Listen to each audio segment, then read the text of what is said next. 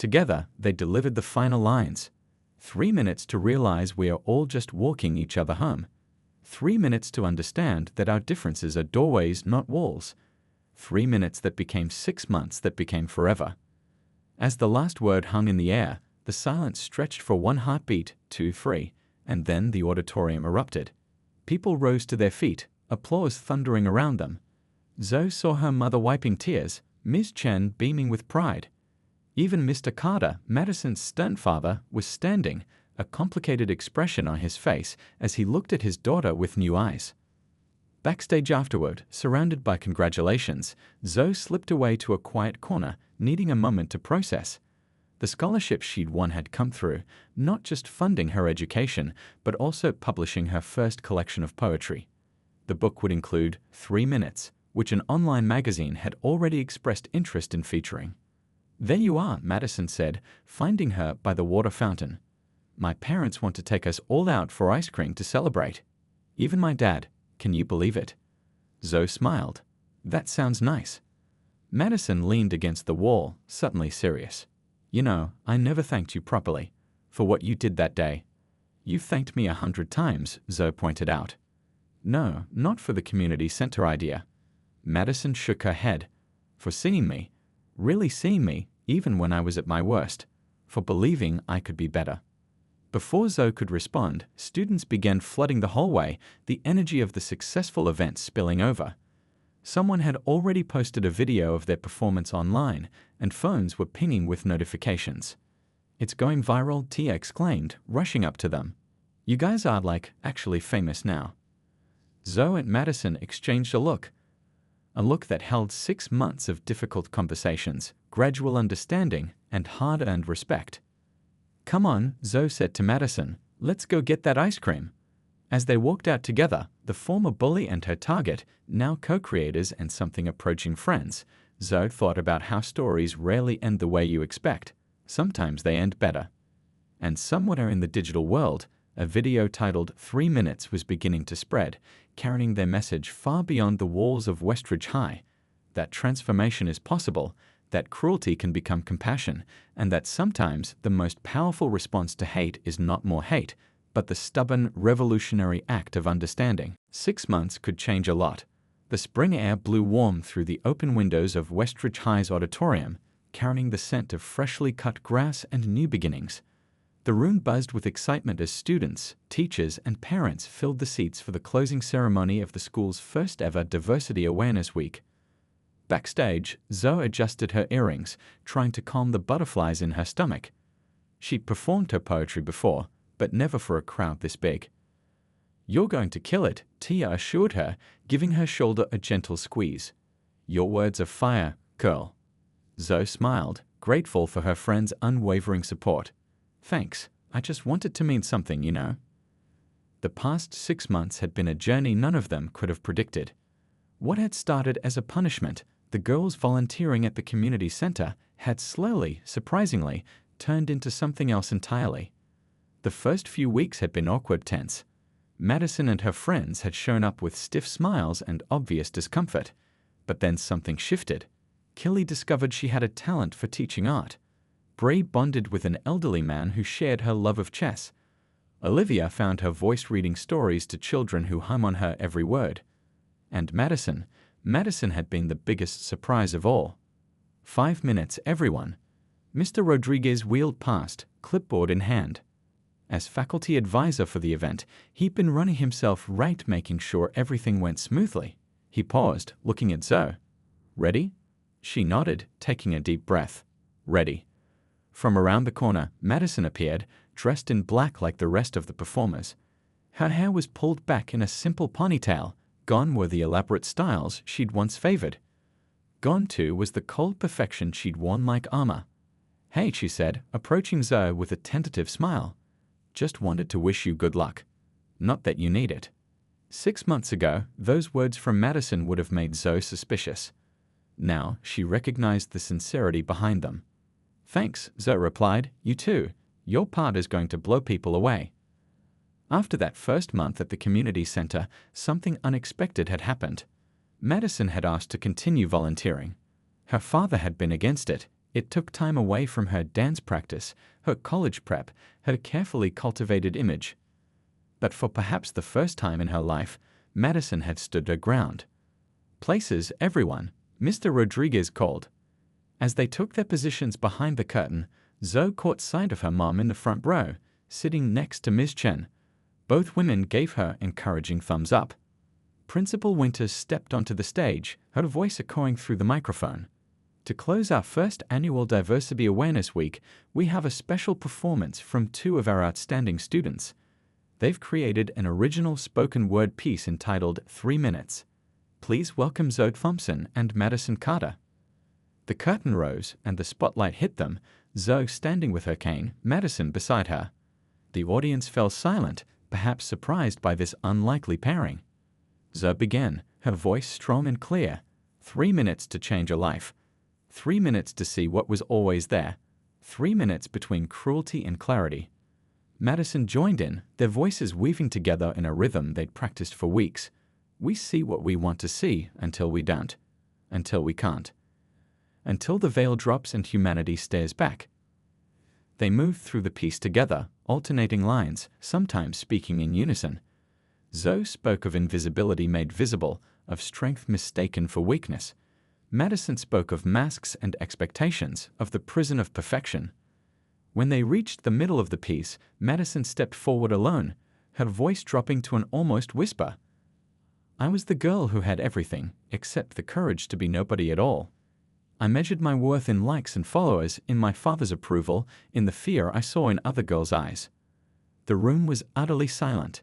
In the front row, Madison's father shifted uncomfortably. And then, Madison continued, her voice gaining strength, "In 3 minutes, I saw myself through someone else's eyes. Someone I had tried to break, someone who refused to be broken." Zoe stepped forward, taking over. "I was the girl everyone saw but nobody looked at. The girl defined by what I couldn't do, rather than all the things I could." The other parents had varied reactions. Olivia's mother cried. Kelly's father seemed relieved it wasn't worse. Bree's parents thanked Zoe quietly on their way out, her father whispering, "This is more than generous. Thank you." As the last family left, Zoe's mom arrived, rushing in with her nurse's scrubs still on. She must have come directly from the hospital. She hugged Zoe tightly, then listened with growing amazement as Principal Winters and Mr. Rodriguez explained what had happened and what Zoe had proposed. "That's my girl," she said finally, her eyes shining with tears and pride, always seeing the bigger picture. She looked at Mr. Rodriguez. "Thank you for being there when she needed someone." "Your daughter is quite remarkable," he replied. "I think she was handling things just fine before I showed up." On their way out to the car, Zoe's mom squeezed her shoulder. "You sure about this, baby? You'll be seeing those girls 3 times a week now." Zoe nodded, watching the rain which had finally stopped, leaving the world fresh and clean. "I'm sure. You know what Ms. Loretta always says at the center, hearts only change when they open." As they pulled out of the parking lot, Zoe spotted Madison sitting alone on a bench, apparently waiting for her ride. Their eyes met briefly through the car window. Madison didn't smile. It was too soon for that, but she did something unexpected. She raised her hand in a small, hesitant wave. Zoe waved back. Sometimes the first step toward healing is just acknowledging each other's humanity. The hard work would come later, but for now, that small wave held the promise of something neither girl had anticipated when the day began, the possibility of change. Principal Winter's office always smelled like coffee and peppermint. Zoe sat in one of the stiff chairs across from the large wooden desk, her cane propped against her leg. Beside her, Mr. Rodriguez had positioned his wheelchair at a slight angle, giving him a clear view of both Zoe and the principal. The 5 girls sat in a row of chairs along the wall, their faces pale and subdued. "Let me get this straight," Principal Winters said, peering over her reading glasses. "You don't want them suspended?" Her tone made it clear how unusual she found this request. Zoe nodded. "Suspension just means they miss school and get behind in classes. It doesn't fix anything." Principal Winters leaned back in her chair, studying Zoe carefully. "What happened to you today was serious, Zoe. These girls need to understand there are consequences for that kind of behavior." "I agree," Zoe said firmly. "But I want the consequences to mean something. She glanced at the row of girls, then back to the principal. I've been thinking about what Mr. Rodriguez said about how everyone deserves a chance to become someone better than who they are right now. From the corner of her eye, Zoe saw Madison look up sharply. I'd like to propose something different, Zoe continued. The community center where I volunteer after school, the one for people with different abilities, they're always short on help. Instead of suspension, I think they should volunteer there for the next month.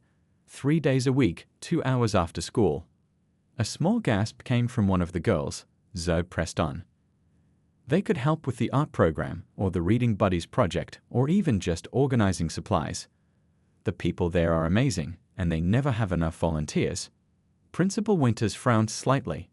That's an unusual request, Zoe. I know, Zoe acknowledged. But I think it would be more useful than sitting at home for a week.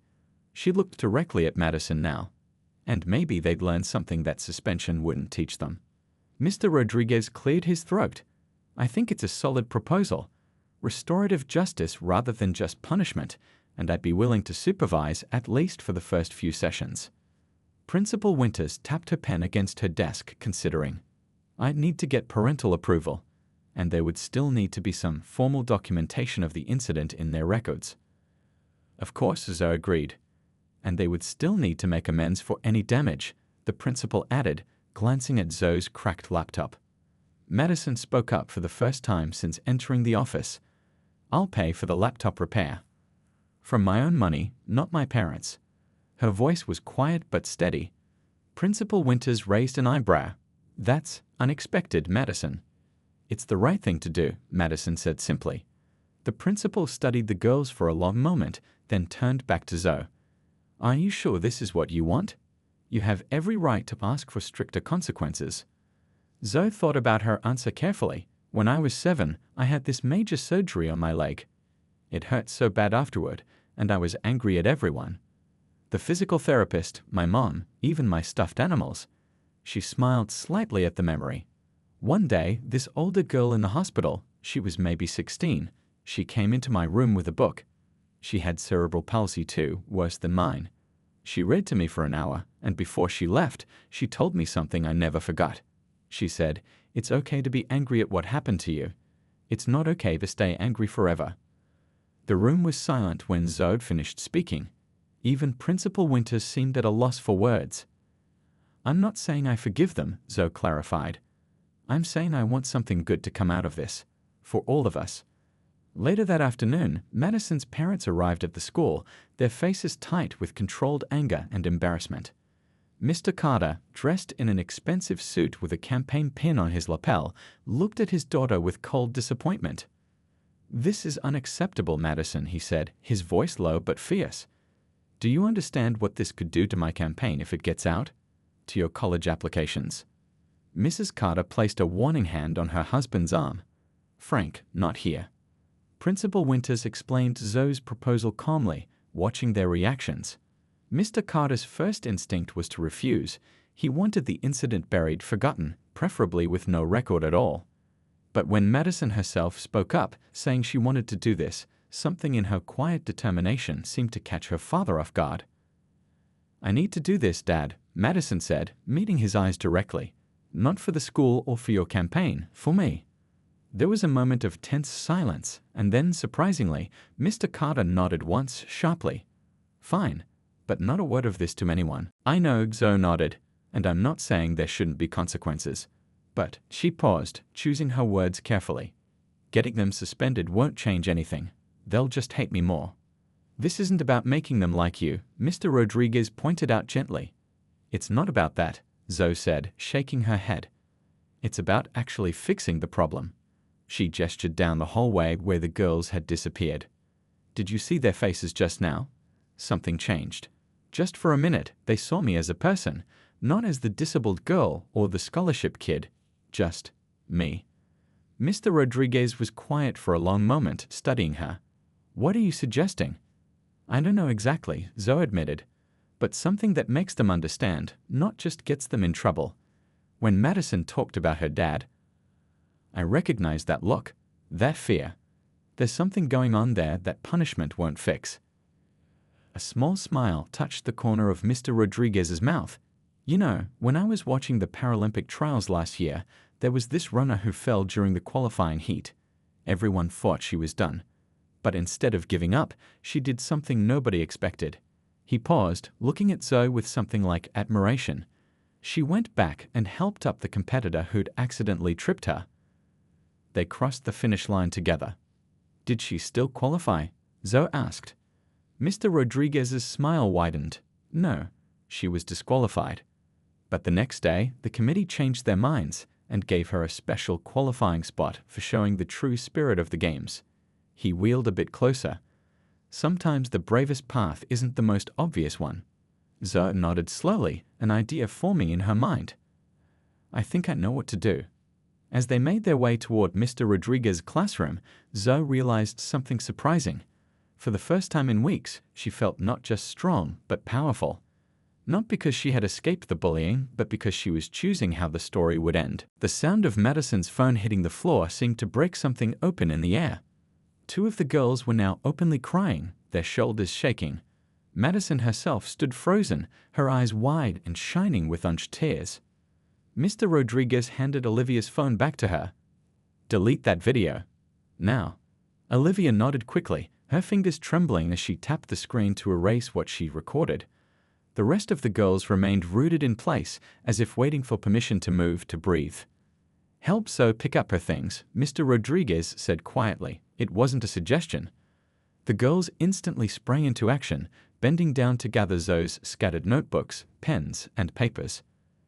They moved silently, avoiding eye contact with each other and with Zoe, who stood leaning on her cane, watching this sudden transformation with wary eyes. One girl, Kelly, reached for a notebook that had fallen into a puddle by the leaky window. The pages were soaked, the ink running in blue streams across Zoe's careful handwriting. She held it up hesitantly, water dripping onto the floor. I'm sorry, she whispered, the words barely audible. I can copy my notes for you. For this class. I sit in the front row too. Zoe nodded once, not trusting herself to speak. Madison still hadn't moved. She stood staring at her cracked phone on the floor, something shifting behind her eyes. She looked younger suddenly, smaller somehow. When she finally moved, it wasn't to pick up her phone, but to walk slowly toward Zoe. The hallway seemed to hold its breath. I didn't. Madison started, then stopped. She swallowed hard.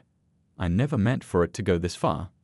Mr. Rodriguez said nothing, just watched the scene unfold with careful eyes, his hands resting calmly on the wheels of his chair. Yes, you did, Zoe said simply, her voice stronger than she expected. You meant every word. You meant every push. Don't lie about that, at least. Madison flinched as if she'd been slapped. For a moment, anger flashed in her eyes, the automatic response of someone who'd never been spoken to this way. But then, remarkably, the anger faded into something else. Something that looked almost like respect. You're right, Madison admitted, her voice catching. I meant it. I was jealous. The words seemed to surprise even herself. You don't try to be special. You just are. And her voice broke. I have to work so hard just to be noticed. One of the other girls, Bray, who had been Madison's shadow since elementary school, looked up in shock. None of them had ever heard Madison talk like this.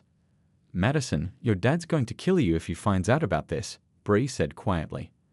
You know how he gets about the school image and your college applications. A flash of fear crossed Madison's face, quickly replaced by resignation. Yeah, I know. Mr. Rodriguez cleared his throat. We need to take this to Principal Winters. At this, Madison's composure finally cracked. Tears spilled over, running down her cheeks in silent streams. Please, she whispered. My dad, he's running for mayor. If this gets out, she didn't finish the sentence, but the terror in her eyes said enough. Actions have consequences, Madison, Mr. Rodriguez said, not unkindly. That's part of growing up. Zoe watched the tears tracking down Madison's face. She thought about her mom's words from just that morning. They'll see what they want first, baby girl, but you control what they see second. What did she want them to see now? Mr. Rodriguez, Zoe said suddenly. Can I talk to you? Alone? He studied her face for a moment, then nodded. Girls, gather your things and wait in my classroom. Don't even think about leaving." The girls filed out silently, Madison last of all. As she passed Zoe, their eyes met briefly. There was something new there, not friendship, certainly not yet, but perhaps the first fragile seed of understanding. When they were alone in the hallway, Zoe took a deep breath. "I don't want to go to the principal." Mr. Rodriguez's eyebrows rose.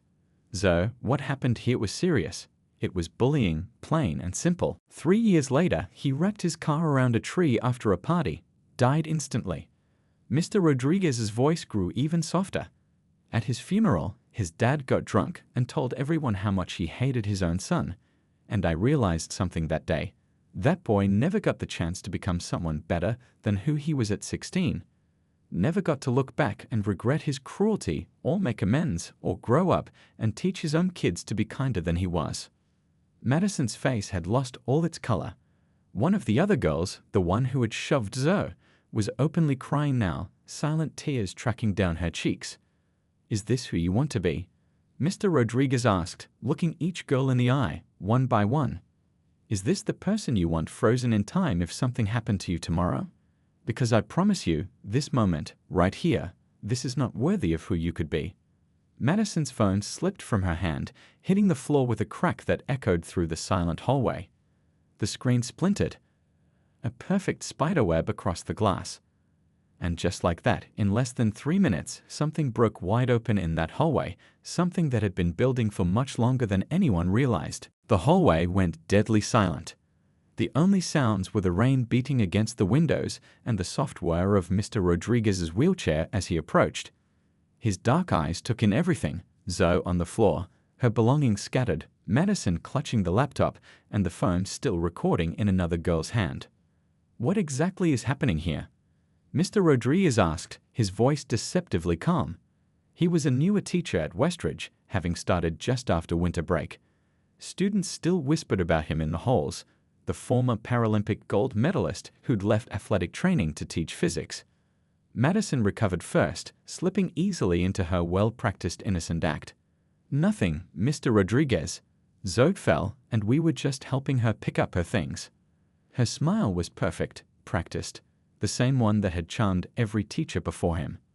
Mr. Rodriguez's eyebrow rose as he looked pointedly at the laptop still in Madison's hands, then at Zoe's cane lying far across the wet floor. "Is that right, Zoe?" he asked, wheeling closer to where she sat on the ground, her right leg awkwardly splayed out. Zoe looked up, meeting his eyes. In them, she saw something she rarely encountered from adults, not pity, but understanding. Real understanding. "No," Zoe said quietly. "That's not what happened." Madison's smile faltered.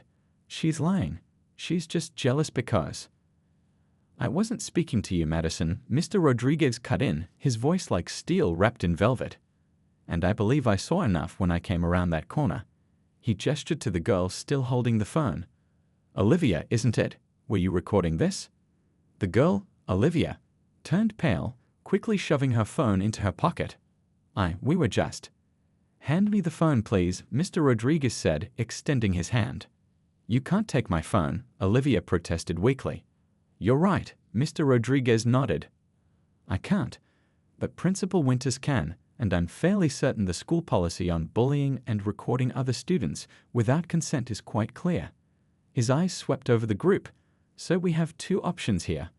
Either hand me the phone so I can see exactly what was being recorded, or we can all take a trip to the principal's office right now, where your parents will be called." The hallway went quiet again. Madison's perfect mask cracked slightly as she shot a panicked look at Olivia. "Fine," Olivia muttered, pulling out her phone and reluctantly placing it in Mr. Rodriguez's outstretched hand. Mr. Rodriguez didn't look at it immediately. Instead, he turned to Zoe, his expression softening. "Are you hurt?" Zoe shook her head, though her right hip throbbed from the fall. "I just need my cane." Without being asked, Mr. Rodriguez wheeled over to where the cane had skidded, picked it up, and brought it back to Zoe. Their eyes met again as he handed it to her, and something unspoken passed between them, a shade understanding that went beyond teacher and student. "Thank you," Zoe whispered. Madison watched this exchange, her face flushing with anger and something else, Confusion, perhaps, at how quickly her power in this situation had evaporated. "May I have my laptop back?" Zoe asked, her confidence growing as she used her cane to push herself up from the floor. Madison hesitated, looking to her friends for support, but they were all suddenly fascinated by their shoes. "Madison," Mr. Rodriguez said evenly, "the laptop." With visible reluctance, Madison handed the laptop to Zoe, who checked it quickly for damage. The corner was cracked, but it seemed otherwise intact. "Now," Mr. Rodriguez said, turning his attention to Olivia's phone. He tapped the screen a few times, his expression darkening as he watched what had been recorded. The girls shifted uncomfortably, exchanging nervous glances. When he looked up, his eyes were cold. "This is what you find entertaining? Humiliating someone, making fun of how they walk?" No one answered. "I had a friend once," Mr. Rodriguez continued, his voice quieter now but somehow more powerful. "When I was about your age, he never missed a chance to remind me that I didn't belong on the basketball court, called me Wheels, and made jokes about how I'd never be a real athlete." The girls stared at him, transfixed. Even Madison seemed unable to look away. "One day he took my specially adapted gym bag, threw it in the dumpster." Everyone laughed.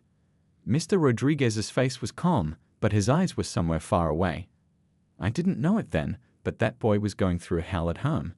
His dad was hitting him, his mom was gone, and he was angry at the world. Making fun of me was the only time he felt powerful." The hallway was so quiet you could hear breathing. The hallway went deadly silent. The only sounds were the rain beating against the windows and the soft whir of Mr. Rodriguez's wheelchair as he approached. His dark eyes took in everything: Zoe on the floor, her belongings scattered, Madison clutching the laptop, and the phone still recording in another girl's hand.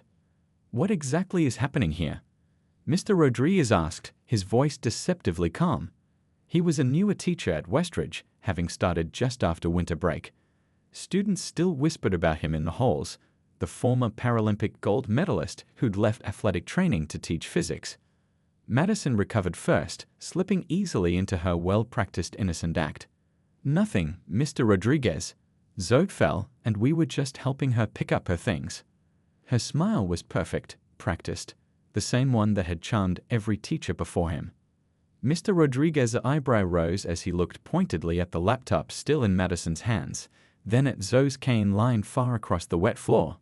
"Is that right, Zoe?" he asked, wheeling closer to where she sat on the ground, her right leg awkwardly splayed out. Zoe looked up, meeting his eyes. In them, she saw something she rarely encountered from adults, not pity, but understanding. Real understanding. "No," Zoe said quietly. "That's not what happened." Madison's smile faltered. "She's lying.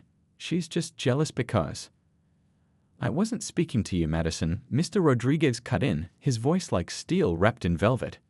"And I believe I saw enough when I came around that corner." He gestured to the girl still holding the phone. "Olivia, isn't it? Were you recording this?" The girl, Olivia, turned pale, quickly shoving her phone into her pocket. We were just—" "Hand me the phone, please," Mr. Rodriguez said, extending his hand. "You can't take my phone," Olivia protested weakly. "You're right," Mr. Rodriguez nodded. "I can't, but Principal Winters can, and I'm fairly certain the school policy on bullying and recording other students without consent is quite clear." His eyes swept over the group. "So we have two options here. Either hand me the phone so I can see exactly what was being recorded, or we can all take a trip to the principal's office right now, where your parents will be called." The hallway went quiet again. Madison's perfect mask cracked slightly as she shot a panicked look at Olivia. "Fine," Olivia muttered, pulling out her phone and reluctantly placing it in Mr. Rodriguez's outstretched hand. Mr. Rodriguez didn't look at it immediately. Instead, he turned to Zoe, his expression softening. "Are you hurt?" Zoe shook her head, though her right hip throbbed from the fall. "I just need my cane." Without being asked, Mr. Rodriguez wheeled over to where the cane had skidded, picked it up, and brought it back to Zoe. Their eyes met again as he handed it to her, and something unspoken passed between them, a shared understanding that went beyond teacher and student.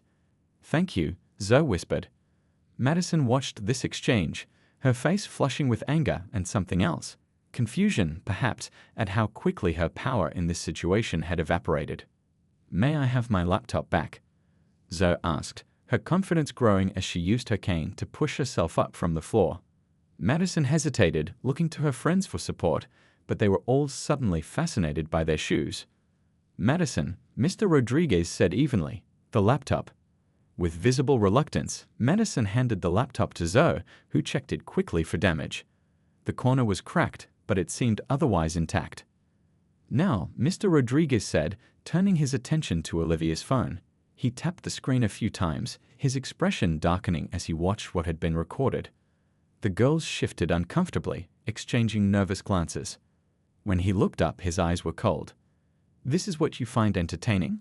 Humiliating someone, making fun of how they walk?" No one answered.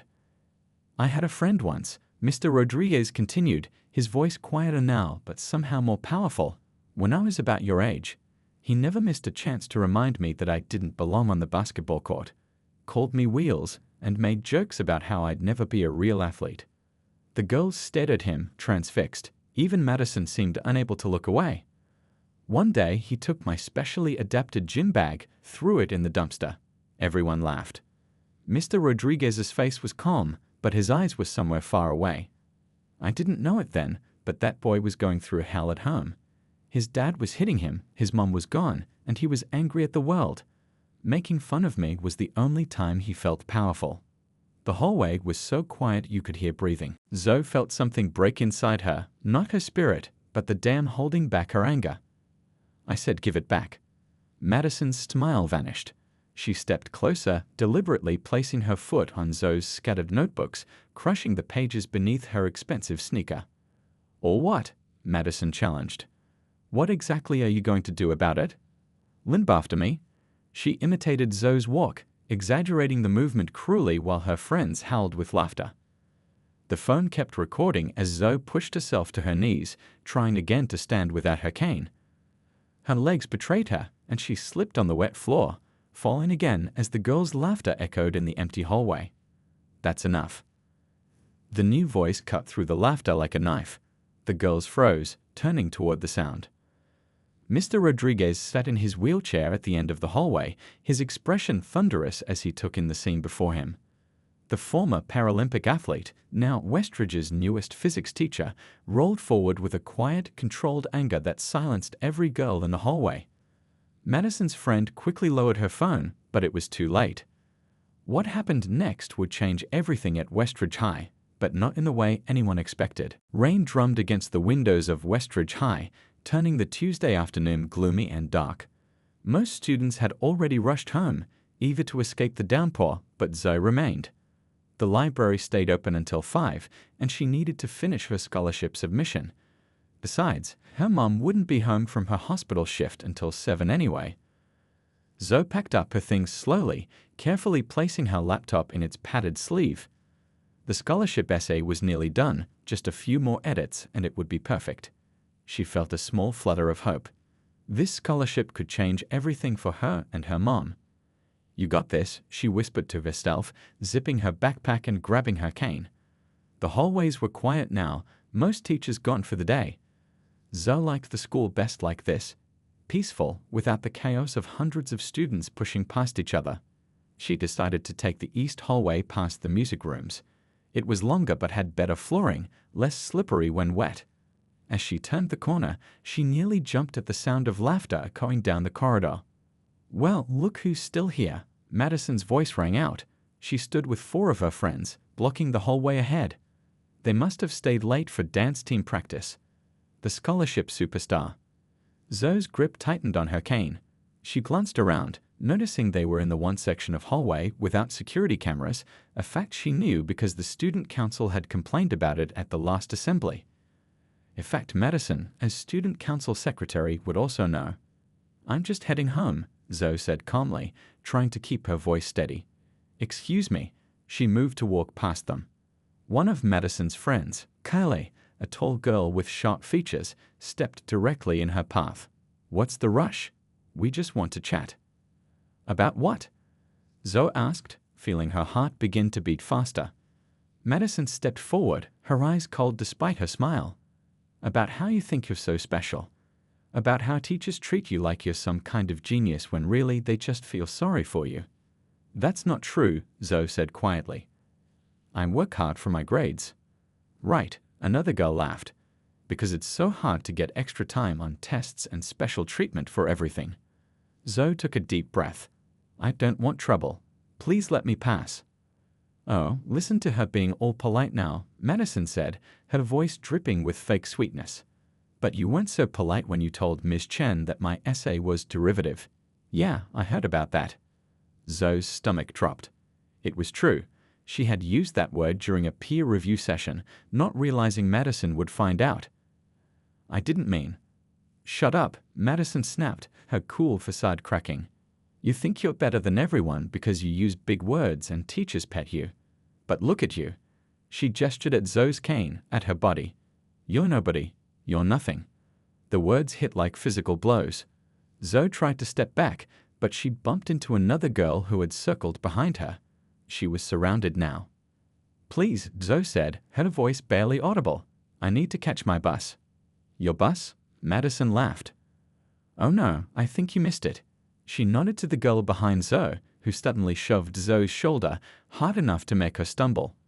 Zoe tried to catch herself with her cane, but someone kicked it out from under her. The cane skidded across the wet floor, out of reach. Without its support, Zoe fell, her backpack sliding from her shoulder and spilling its contents across the hallway. Her laptop slid several feet away, coming to rest against the wall with a sickening crack. No, Zoe cried out, reaching for it. Her specially adapted laptop had taken her mom months to save for. It was the only way she could type properly with her weaker hand. Oops, Madison said, stepping over Zoe's outstretched arm. Looks like you had an accident. She picked up the laptop, examining it with fake concern. This looks expensive. Did Mommy have to work extra shifts to buy it? Tears burned in Zoe's eyes, but she wouldn't let them fall. Not here. Not in front of them. She tried to push herself up, but her right leg wasn't cooperating, trembling from the fall and the stress. Give it back, Zoe said, hating how her voice shook. Madison pretended to consider it. No. She held the laptop up higher. Maybe if you beg for it. Go on. Say please, Madison, I'm nothing without special treatment. The other girls laughed, forming a tight circle around Zoe. One of them took out her phone, pointing it at Zoe. This is going on my story, she announced, starting to record. Caption: Scholarship finalist can't even stand up for herself. Zoe tried to move around them, but one of Madison's friends shifted to stay in her way. I'm just wondering, Madison continued, when the scholarship committee realizes they picked you just to look good, will they take it back? Or will they go through with it to avoid bad press? The bell rang, signaling the start of the next period. Madison smiled, all perfect teeth and cold eyes. Better hurry, she said. Wouldn't want you to be late. Though I'm sure you'd get a pass for that too. As they walked away laughing, Zoe gripped her cane tighter, steadying herself against a wave of hurt and anger.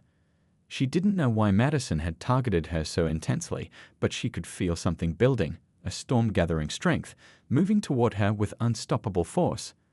And somewhere deep down, Zoe knew that tomorrow would bring more than just rain. The hallways of Westridge High buzzed with the usual morning chaos as Zoe made her way to her locker. She'd gotten pretty good at navigating the crowded space, sticking close to the walls and moving at her own steady pace. Most students had learned to give her the space she needed, some from kindness, others from awkward discomfort. But lately, that had been changing.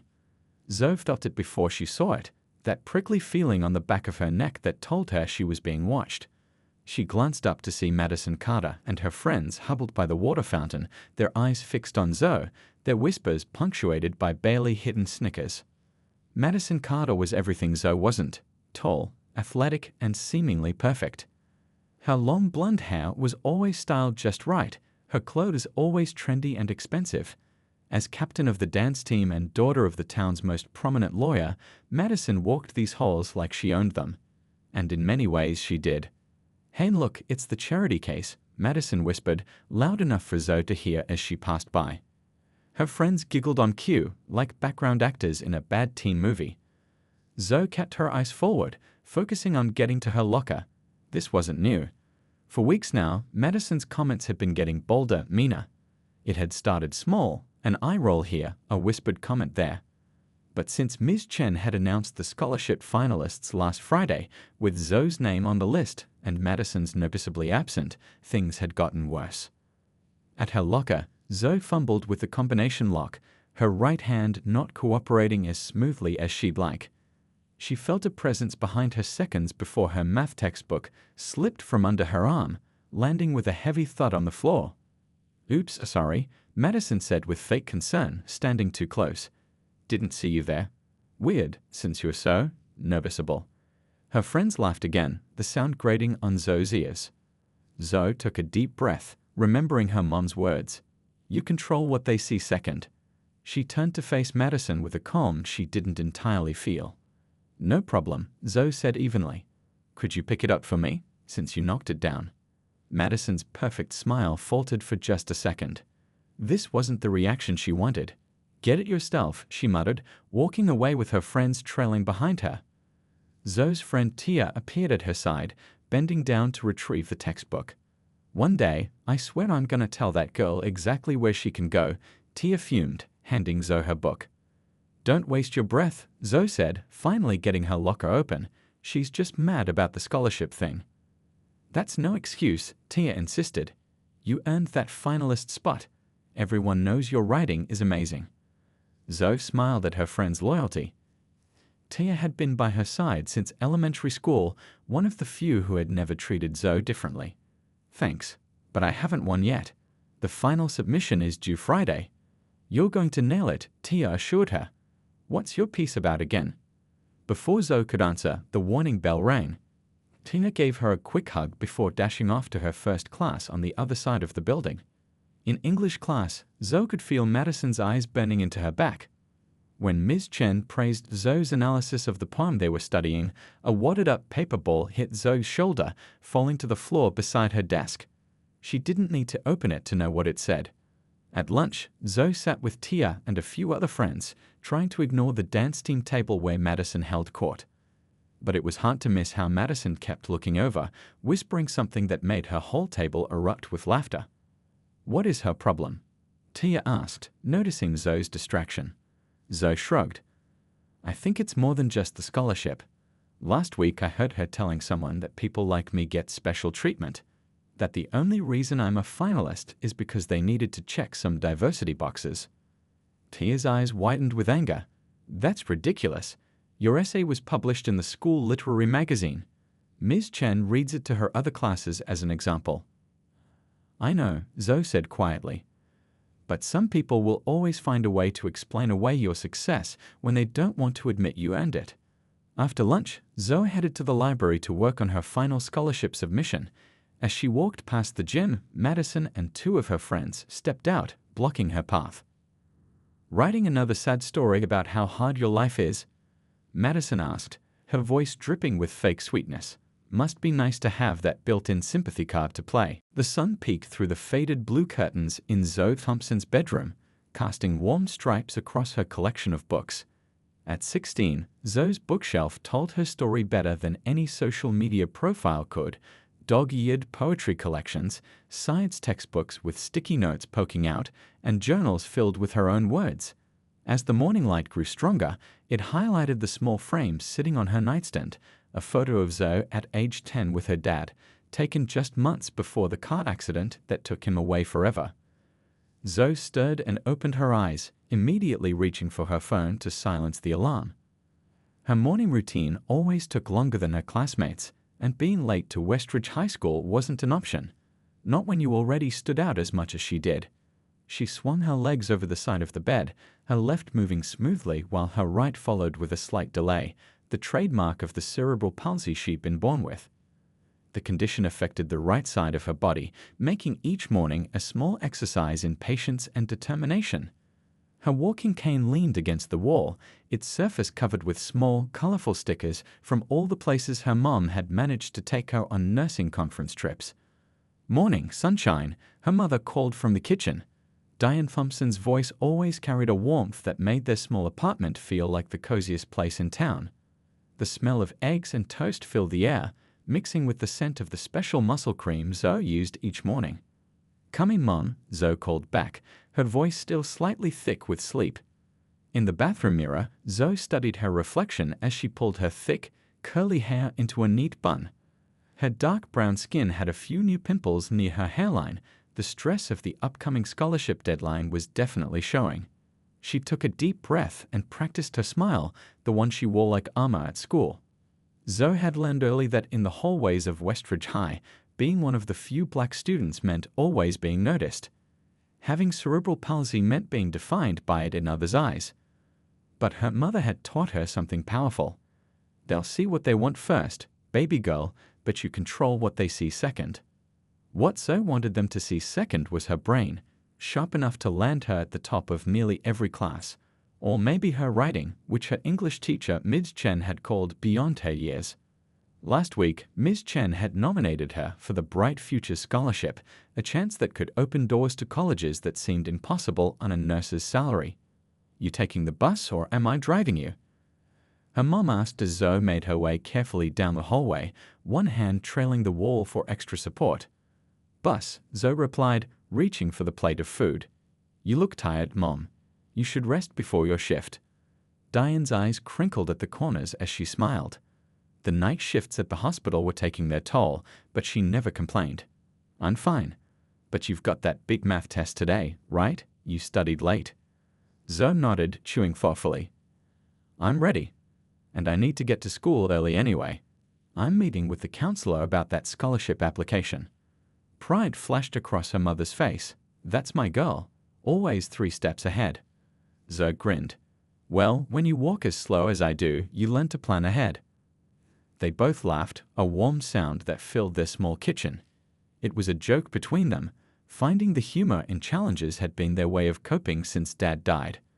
After breakfast, Zoe packed her specialized laptop, the one with the adapted keyboard that made typing with her weaker right hand possible. Into her backpack went her notebooks, each one color-coded by subject, and the small voice recorder she used on days when taking notes by hand was too painful. As she stepped outside, the cool morning air hit her face. Zoe took another deep breath, mentally preparing for the day ahead. The local bus driver, Mr. Lai, waved as she approached, already lowering the accessibility ramp. He'd been driving this route for years and always had a kind word ready. "Big day today, Zoe?" he asked as she carefully made her way aboard. "Every day's a big day, Mr. Lee," she replied with a smile. "Just some are bigger than others." Little did she know just how big today would turn out to be.